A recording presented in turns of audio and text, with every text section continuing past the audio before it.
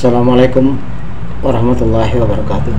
Baik, hari ini kita masih melanjutkan diskusi lanjutan dari kelas 2E kemarin, yaitu tentang ketahanan nasional. Dan itu dua videonya sudah saya kirimkan kepada kalian dengan pesan supaya itu dilihat dulu, karena hari ini kita akan menjadi lanjutan dari kuliah yang kemarin. Saya berharap kalian semua udah melihat itu, udah nonton itu, sehingga apa yang kita bicarakan pada hari ini nyambung dengan apa yang sudah disampaikan sebelumnya.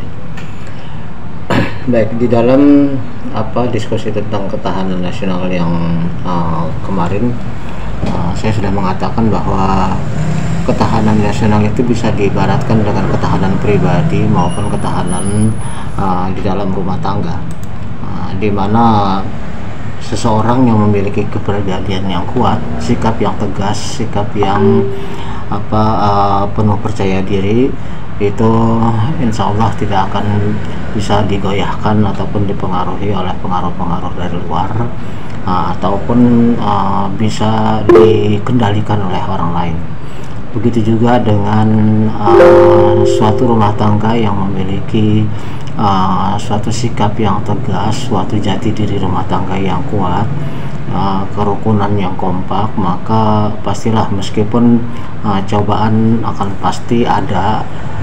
Setiap orang yang berumah tangga pasti akan mengalami cobaan, tidak mungkin senantiasa dalam keadaan rukun, pasti akan ada friksi-friksi kecil maupun friksi besar. Tetapi insya Allah kalau kedua belah pihak yang bersatu dalam rumah tangga itu memiliki suatu jati diri dan kepercayaan diri yang kuat akan rumah tangga mereka, maka rumah tangga mereka bisa dipastikan akan tetap teguh, akan tetap rukun meskipun banyak cobaan, dan pastinya itu akan menghindarkan rumah tangga tersebut dari potensi perpecahan yang pastinya akan menyebabkan dampak yang sangat buruk bagi masa depan anak-anak mereka, baik secara mental maupun secara material.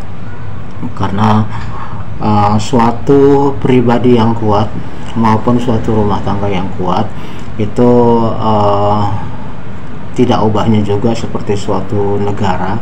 Kalau suatu negara memiliki jati diri yang kuat akan kepribadiannya, akan karakteristiknya, akan ideologi yang mereka yakini untuk hidup bersama dalam suatu masyarakat negara, maka pastinya friksi baik internal maupun eksternal, baik gangguan yang datang dari dalam negeri maupun gangguan yang datang dari luar negeri akan sanggup dihadapi dengan sebaik mungkin, akan sanggup diatasi permasalahan-permasalahan yang muncul, sehingga kemudian segala permasalahan akan terselesaikan dengan baik.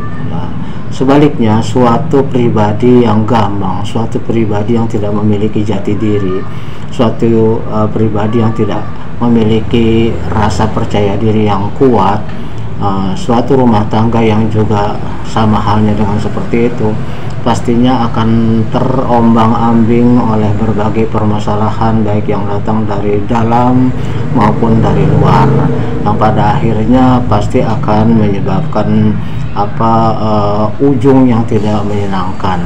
Begitu juga dengan negara. Kalau negara itu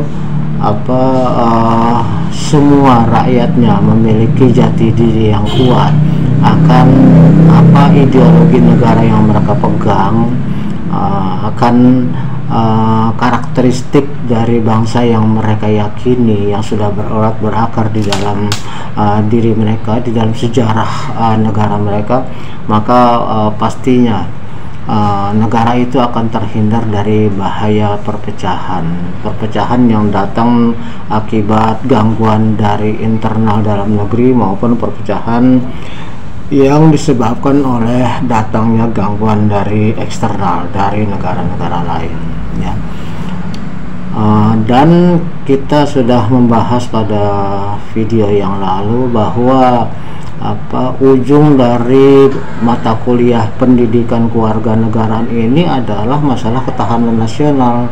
Oleh karena kita berupaya untuk memahami apa hak dan kewajiban, apa kedudukan warga negara di dalam masyarakat negara, maupun apa hak dan kedudukan negara, apa hak dan kewajiban negara terhadap masyarakatnya. Itu semuanya adalah dalam upaya untuk membentuk suatu masyarakat yang stabil, masyarakat yang kompak, masyarakat yang solid, yang pada akhirnya tentu akan membuahkan suatu ketahanan nasional. Apalagi kalau kita tahu ya, saat ini berbagai negara di belahan dunia ini hampir ada sekitar 60 negara yang terancam kerusuhan, terancam perpecahan, terancam kebangkrutan oleh karena krisis ekonomi yang sekarang sedang melanda dunia pasca pandemi COVID yang saat ini mungkin sudah mereda, tapi konon juga masih ada sisa-sisanya ya. Seperti kita ketahui misalnya yang baru saja terjadi yaitu negara Sri Lanka, di mana Sri Lanka itu mengalami kebangkrutan total akibat pemasukan mereka yang mengandalkan ekspor hasil pertanian dan pariwisata itu terpukul sangat berat oleh pandemi, karena ekspor menjadi mandek dan kemudian pariwisata tidak ada orang yang datang, akibatnya tidak ada pemasukan. Ditambah lagi di dalam negara tersebut sering terjadi pertikaian, sering terjadi friksi antar golongan. Belum lama juga terjadi pemboman di dalam negeri mereka akibat ketidakstabilan politik di sana. Akibatnya sekitar minggu yang lalu itu presiden maupun perdana menteri Sri Lanka dipaksa keluar dari istana karena istana diduduki oleh rakyat yang marah, rakyat yang kelaparan, rakyat yang tidak punya uang, rakyat yang putus asa. Akibatnya kemudian presidennya sama perdana menterinya itu kemudian berusaha melarikan diri dari negara mereka karena diancam oleh masyarakatnya yang sedang marah.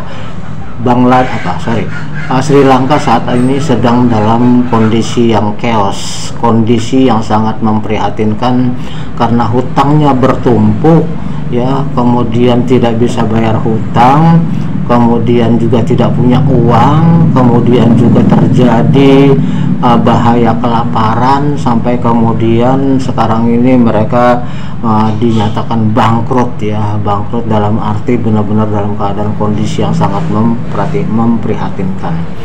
Begitu juga banyak negara-negara lain ya, misalnya Turki juga nyaris mengalami seperti itu, Argentina sudah lama mengalami seperti itu ya.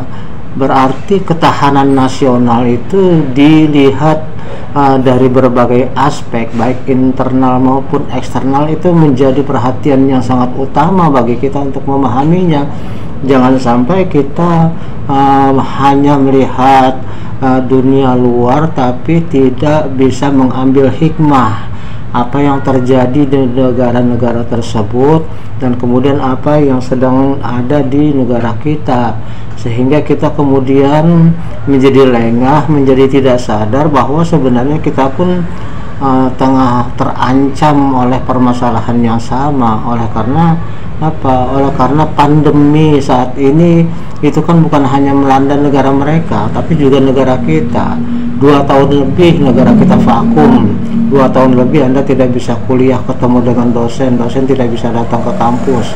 2 tahun lebih saya kerja WFH, work from home, oleh karena tidak diperbolehkan untuk datang ke kantor dan melakukan aktivitas secara normal. Kita tahu bahwa banyak aktivitas ekonomi menjadi mandek gara-gara pandemi ini. Oleh karena itu kita pun memiliki suatu potensi bahaya yang kurang lebih sama dengan negara-negara tadi. apalagi kemudian sekarang ini ada perang di Ukraina dengan Rusia, di mana kita tahu bahwa Ukraina itu adalah ladang gandum untuk seluruh dunia, termasuk Indonesia sangat mengandalkan impor gandum dari negara tersebut. Seandainya Ukraina itu mengalami chaos, mengalami kehancuran akibat perang, maka kemungkinan kita akan menjadi sangat terganggu, karena gandum itu adalah bahan utama untuk mie instan, bahan utama untuk tepung yang kita gunakan untuk bikin gorengan, yang kita gunakan untuk bikin roti, yang kita gunakan untuk bikin kue dan lain-lain. Akibatnya kalau sampai terjadi hal yang seperti itu, di mana Ukraina tidak lagi mampu menghasilkan gandum yang kita butuhkan, maka kemungkinan di Indonesia pun akan mengalami krisis yang sama, krisis ekonomi, yaitu krisis karena ketiadaan bahan baku yang seperti saya sebutkan tadi. Di samping itu juga krisis energi sedang melanda dunia, kemudian krisis keuangan, di mana gara-gara ekonomi yang sedang marat-marit ini, kemudian Bank Sentral Amerika menaikkan bunga Fed-nya menjadi sebesar 0,5%, yang akibatnya mata uang dolar itu menjadi naik tinggi, dan negara-negara lain yang juga terbiasa melakukan transaksi dengan menggunakan dolar, termasuk Indonesia dalam rangka ekspor impor, itu mengalami kesulitan. Sekarang ini mungkin dolar di Indonesia sudah mengalami kenaikan dari sekitar 14.000 sekian, mungkin sudah naik menjadi 15.000 ya, sudah naik. Dan itu pernah terjadi pada tahun 98, di mana dolar yang tadinya hanya bernilai 2.500 melonjak menjadi 18.000. Hal ini akan memicu suatu krisis ekonomi yang berkepanjangan. Anda tahu bahwa krisis energi saat ini menyebabkan harga minyak dunia itu sangat tinggi. Pertalite ya yang Anda gunakan itu di dalam negeri masih 7.000-an, padahal di luar negeri itu sudah 17.000. Harga pasar internasional itu 17.000 per liter. Begitu juga dengan solar 18.000 per liter. Begitu juga dengan gas yang kita gunakan untuk masak. Itu semua disubsidi oleh pemerintah. Ya, pemerintah sampai menggelontorkan uang demi supaya mencegah jangan sampai terjadi kenaikan harga yang akibatnya akan menjadi kerawanan sosial. Ya, jadi harus kita tahu masalah ini nih. Krisis energi menyebabkan harga minyak dunia melonjak tinggi, ya, sehingga pemerintah dalam rangka mengamankan dalam negeri terpaksa memberikan subsidi. Subsidi untuk pertalite saja kita tahu sudah 17.000, kemudian dihargai dalam negeri 7.000, berarti kan pemerintah itu memberikan subsidi 10.000 per liternya. Begitu juga yang lain, alangkah besarnya semuanya itu demi supaya rakyat itu tenang, jangan sampai terjadi gejolak. Nah, itulah yang sebabnya kemudian Pak Jokowi kemarin itu sampai bersusah payah terbang ke Ukraina untuk mendamaikan Ukraina dengan Rusia. Kenapa? Karena sangat berkepentingan dengan semua masalah ini, bukan hanya untuk Indonesia tapi juga untuk seluruh dunia. Kalau sampai perang itu berkepanjangan, maka krisis ini akan menjadi satu hal yang sangat luar biasa ya. Oleh karena itulah kita di Indonesia yang kebanyakan nggak mengerti masalah, ya, apalagi kemudian dikompor-kompori oleh segelintir orang yang justru memanfaatkan kondisi ini untuk menjatuhkan pemerintahan. Ya, ini harus kita waspadai. Jangan sampai kepentingan sekelompok orang itu menyebabkan seluruh rakyat menjadi sengsara. Ya, karena apa? Kita tidak bisa menjamin, sama sekali tidak bisa menjamin andai kata terganti pemerintah dengan yang baru.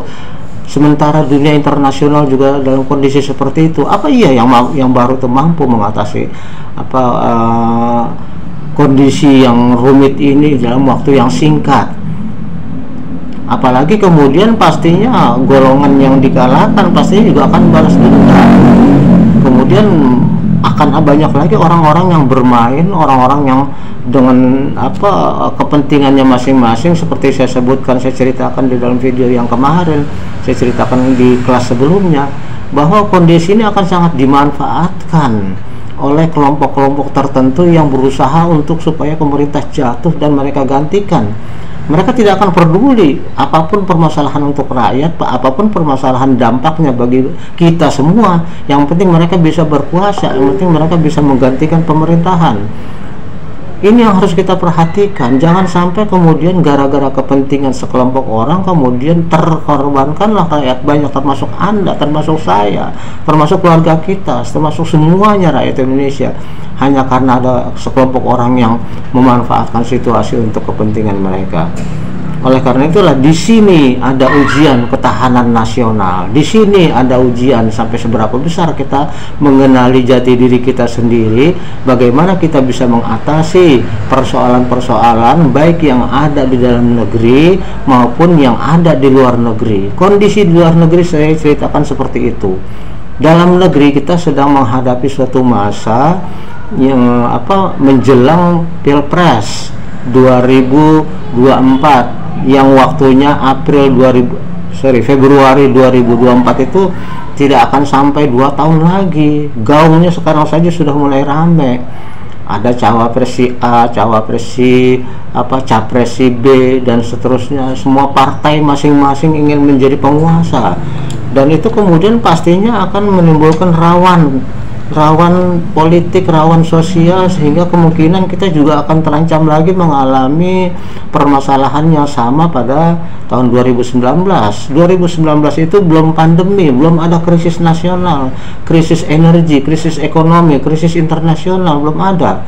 Kondisi pada waktu itu masih adem ayem. Itu masih membekas sampai sekarang berupa permusuhan antar golongan yang seolah-olah tidak bisa move on karena ada golongan yang menang dan mereka kalah.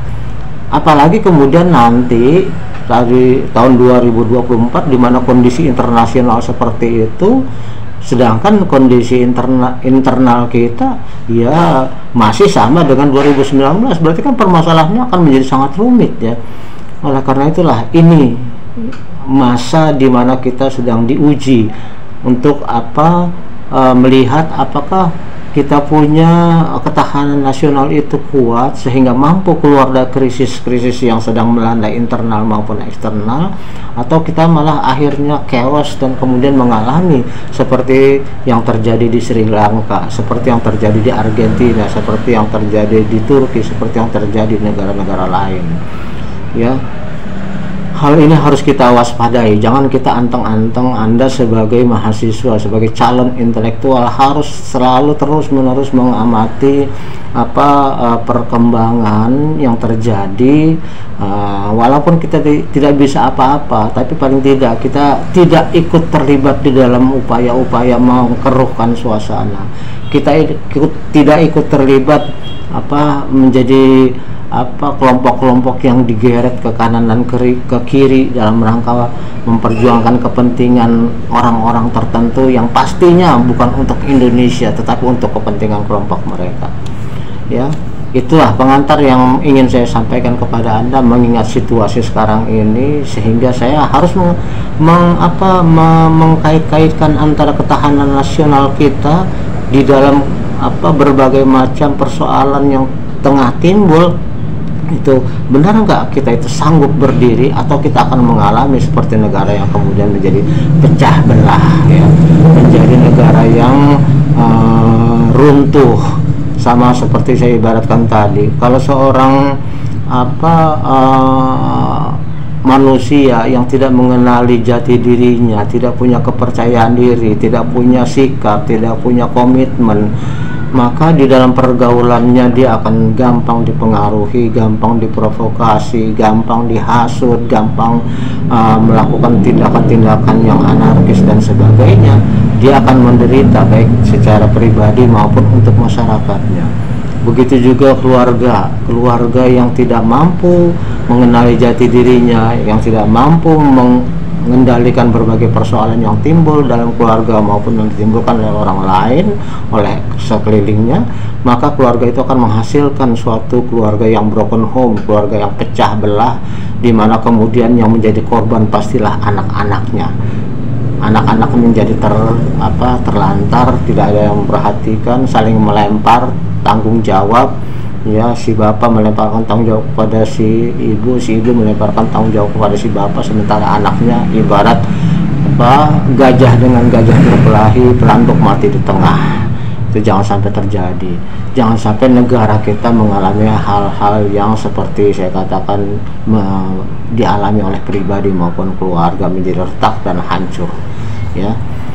Oke, kita lanjutkan bahwa untuk bisa mengenali kita punya ketahanan nasional, kalau yang kemarin saya mengambil teori yang disampaikan oleh Morgenthau, maka sekarang ini saya mencoba untuk membahas, walaupun kurang lebih isinya hampir sama, tapi mungkin bisa kita perdalam lebih lanjut ketika kita mencoba untuk menggunakan tolok ukur yang digunakan oleh para ahli lain, ya. Yang kedua setelah Morgenthau adalah Alfred Tyerman, ya.